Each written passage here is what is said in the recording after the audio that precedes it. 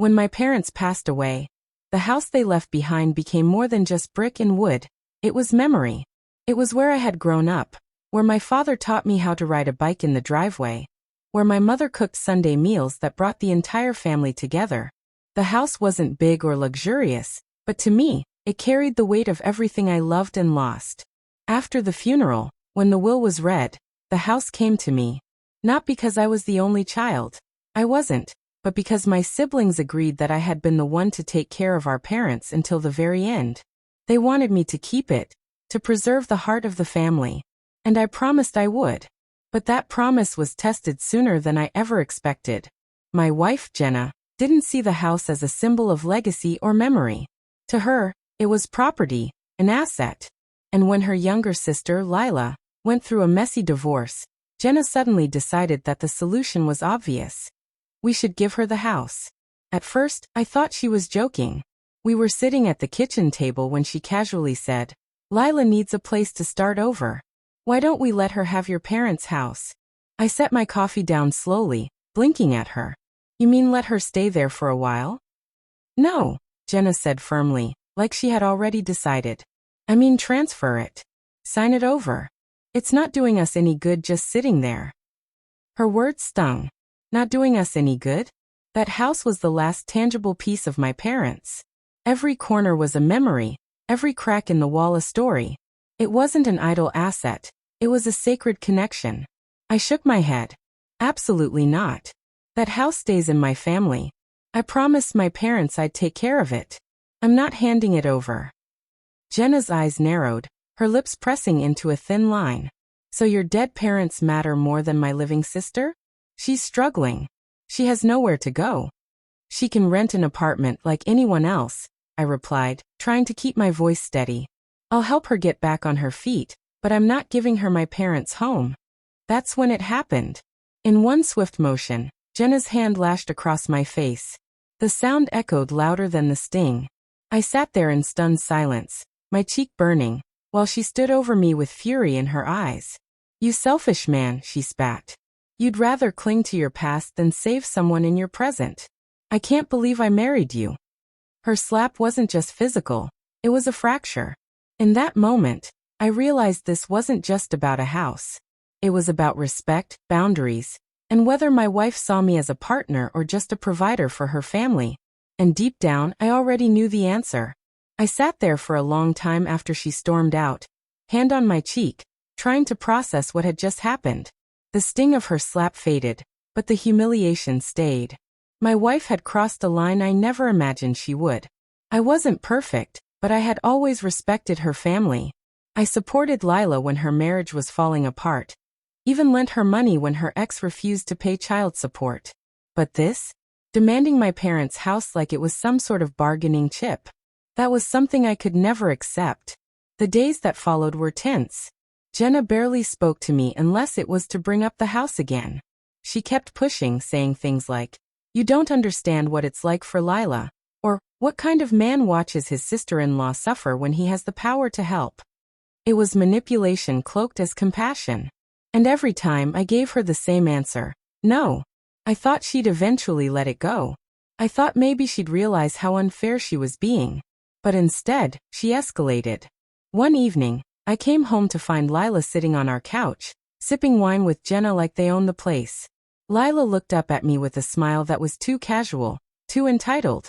"So," she said, crossing her legs, "Jenna tells me you're being stubborn about the house. I just want you to know, I take good care of it." I froze in the doorway. "Excuse me." "It's not like I'd trash it," she continued smoothly, like we were discussing who would borrow a sweater. "I mean, it's just sitting there. And after everything I've been through, I think I deserve a fresh start. Don't you?" Her words made my blood run cold. Deserve? As if my parents' house was some kind of prize for surviving her divorce? I turned to Jenna. "You told her?" Jenna shrugged, sipping her wine. "She's family. She deserves to know what's being kept from her." My jaw tightened.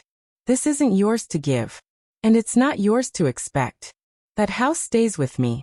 End of discussion." Lila rolled her eyes and muttered something under her breath, but I caught it. Unbelievable.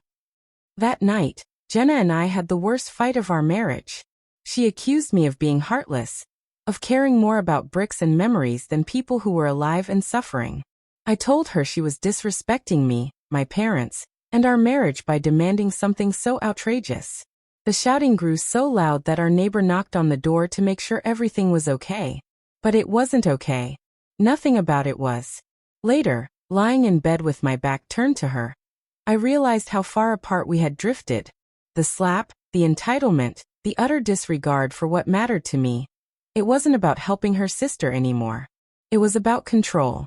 About her believing that my family's legacy could be bent to her will. And the more I thought about it, the more I realized, if I gave in now, it wouldn't end with the house. The days that followed felt like walking through a minefield. Jenna stopped talking to me in any meaningful way. Her words reduced to sharp comments and icy silence. Meals at the table became unbearable. She scrolled on her phone, texting Lila nonstop, while I sat there staring at the food, appetite gone. Every ding of her phone reminded me of the growing divide between us. Then came the moment I knew everything had changed. I stopped by the old family house one afternoon to check on repairs. The lock on the front door felt stiff, and when I pushed it open, I froze. Voices carried from the living room. Familiar voices. Jenna and Lila. They were walking through the house like they already owned it. Jenna was pointing out where they could knock down a wall, while Lila gushed about how she could paint the kitchen white to make it feel modern. I stepped into the room, my voice cutting through their laughter. "What the hell do you think you're doing?" Jenna spun around, her face blanching for a moment before hardening into defiance. "We were just looking." "Looking?" I repeated, anger rising in my chest. "This isn't a furniture showroom. This is my parents' house. And you brought her here without even telling me." Lila crossed her arms, smirking. "Don't be so dramatic. We're just planning. Jenna said you'd come around eventually." Something inside me snapped. "No. I will never come around. You're both crossing lines that can't be uncrossed." The silence that followed was thick. I could see it in Jenna's eyes. She thought she could wear me down, that eventually I'd hand over the keys to keep the peace. But she didn't understand. This house wasn't just a building. It was my parents' blood, sweat, and sacrifice. It was Sunday dinners, family photos on the wall, the echoes of their laughter. To see it treated like a casual transaction by the two of them was a betrayal I couldn't forgive. I turned to Jenna, my voice steady but final. "You hit me. You disrespected me. And now you bring your sister here as if my parents' home is nothing more than a bargaining chip. I can't live like this. I won't." Her eyes widened. "What are you saying?" "I'm saying if this marriage means handing over everything that matters to me, then maybe this marriage isn't what I thought it was." For the first time in weeks, Jenna looked shaken.